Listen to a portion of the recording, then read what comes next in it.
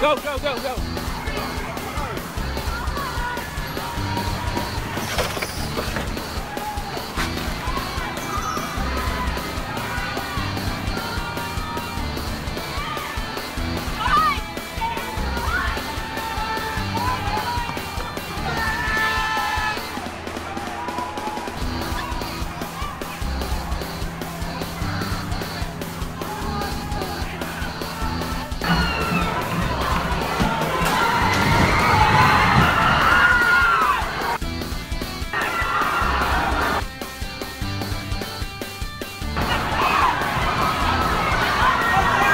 Go, go, go, go.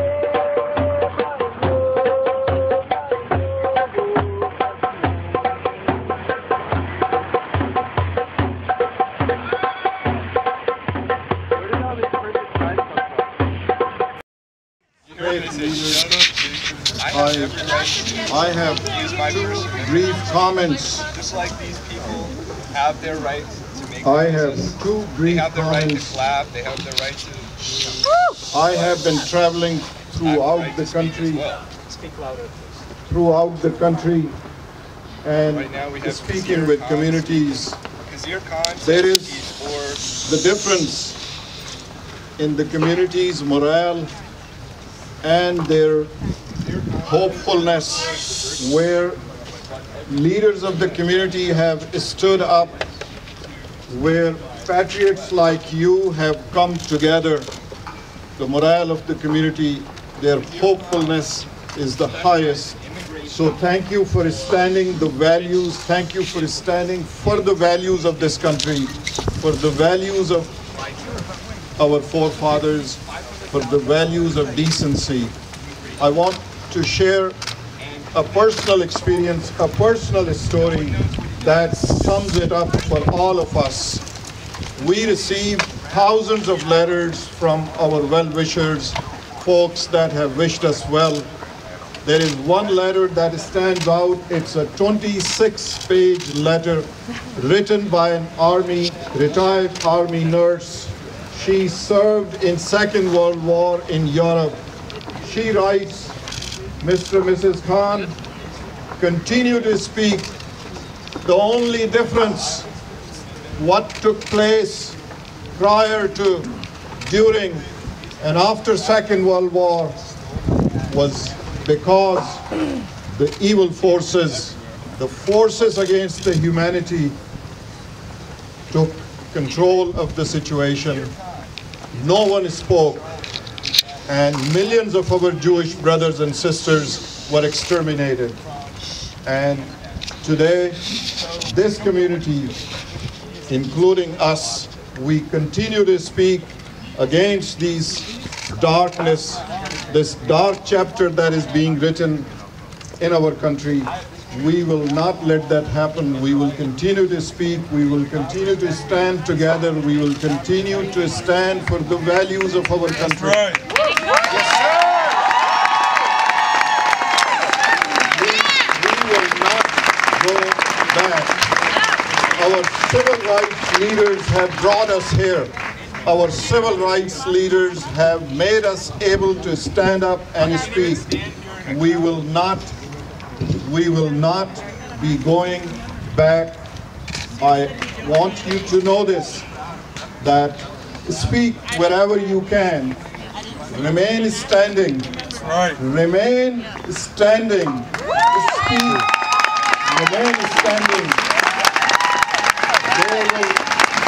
They will try to malign you. Never mind.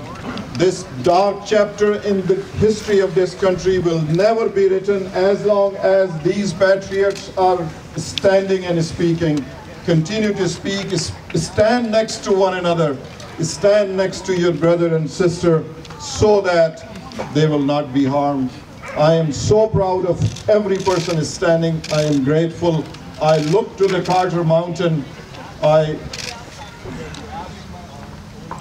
apologize for losing my composure. Whenever I look up there, I am reminded of our values. I am reminded of the values of pluralism, the value of freedom of religion, freedom of speech, freedom of gathering.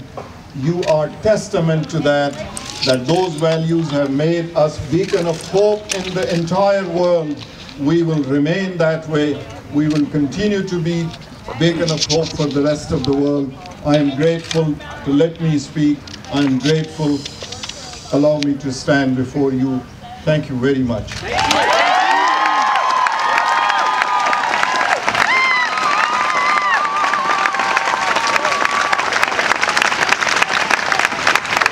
We're going to hear next from Kareem Ganena. And I'm going to ask, we have some folks who are trying to sort of distract and make a lot of noise over here. I hope that everybody can stay afterward and hear you guys out. There's a free speech wall right over there, but as a matter of just respect and allowing everyone to make some arguments, I hope everybody here could just move closer to the free speech wall if you have something to say that isn't what we're here to do right here. So with that, I'm going to turn over the mic to Kareem Danena.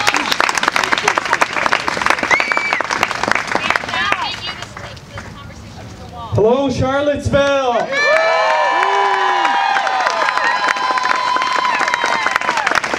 Thank you, Mayor Signer, for bringing us together. This is a great opportunity, and we will not let anyone distract us.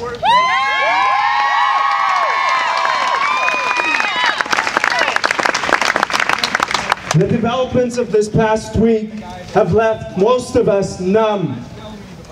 Be it the Muslim ban, the rejection of refugees, or the building of the Mexico Wall. All these shameful decisions contradict the values of openness, diversity, and freedom of religion that form the bedrock of this country.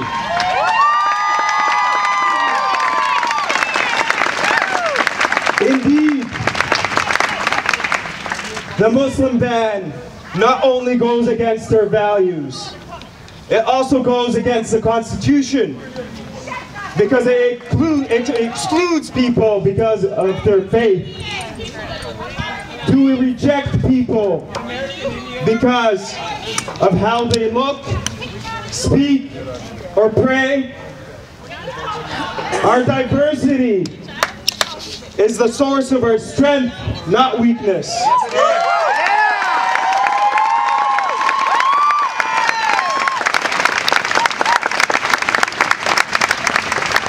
Let's not forget that this country was built by immigrants.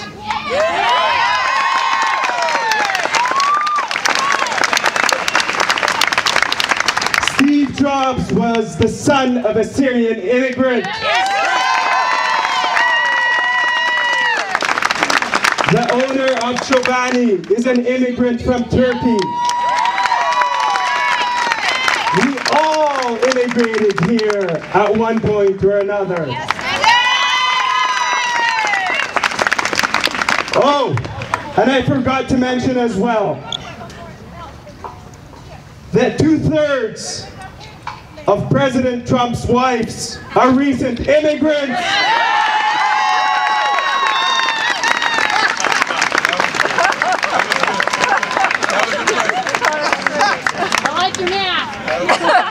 Let's not forget that Muslims are not new to America.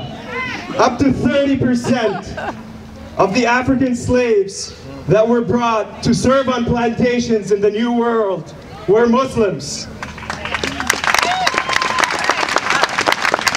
Unfortunately, this president has exploited fear to attack our greatest strength, our diversity. That's right. He has also destroyed many families and aspirations. As a result of this ban, spouses are being separated from each other, parents from their children, workers from their jobs, and students from their universities. Why? Because they're Muslim. And since when do we chase those who are fleeing war and persecution, yearning to breathe free because of their faith?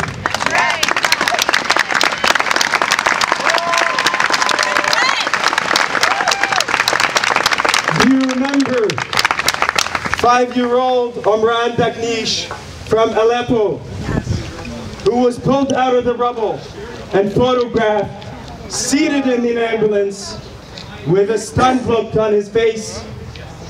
Do you remember 3-year-old Alan Kurdi, lifeless on the shores of Greece? Yes. Do we turn our backs on these refugees? No!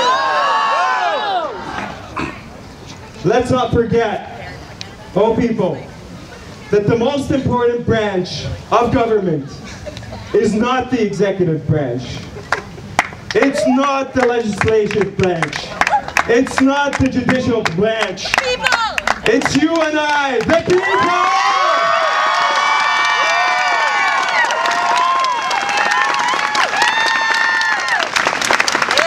We are the first and last line of defense.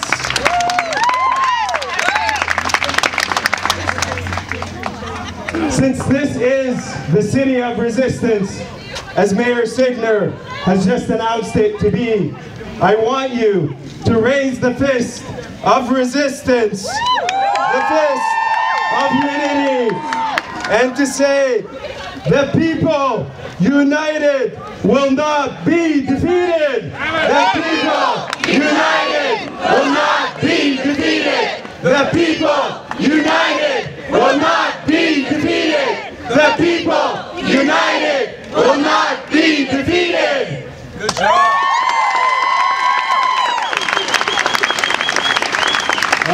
Next up, Harriet Pure, the Executive Director of the IRC here.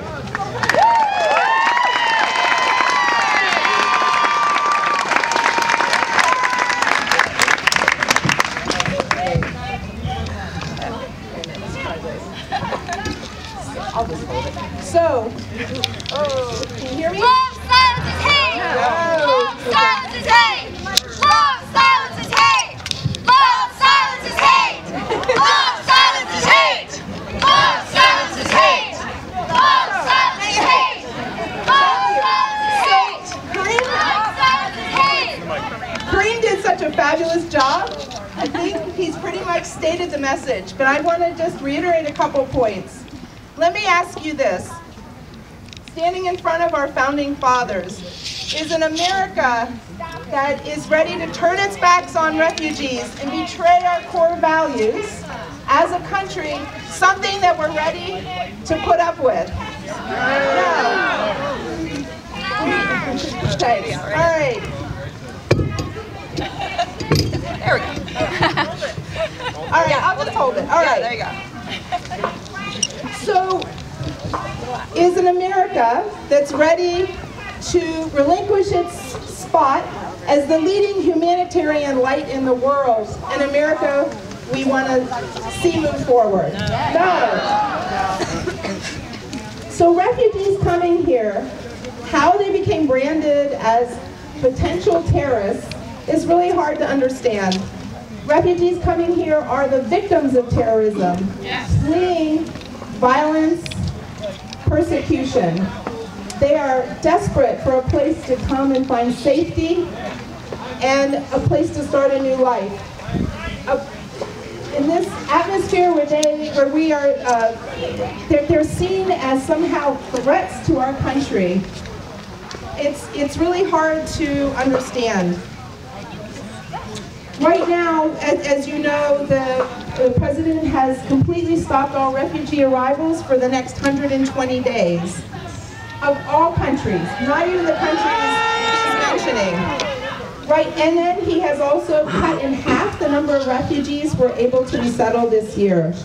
There are currently 60,000 refugees in the pipeline overseas who've already been fully vetted, along with the most stringent security clearances and vetting of any immigrant entering the United States who have just lost their opportunity, perhaps forever, to come here and to rebuild their lives.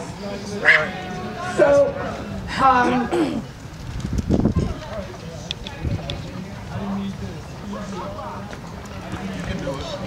no, thanks. So, I mean, I'm just here with you because we want to speak out on behalf of these people.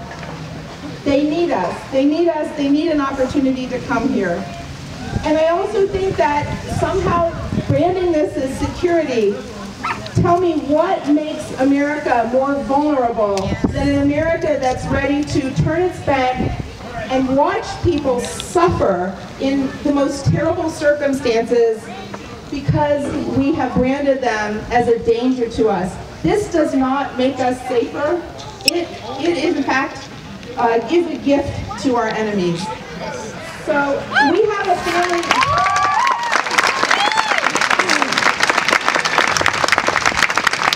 There's a Syrian family here that just arrived less than 2 weeks ago. Mother, father, 2 teenage children, who was waiting for their adult daughter, son-in-law, and baby granddaughter to come tomorrow.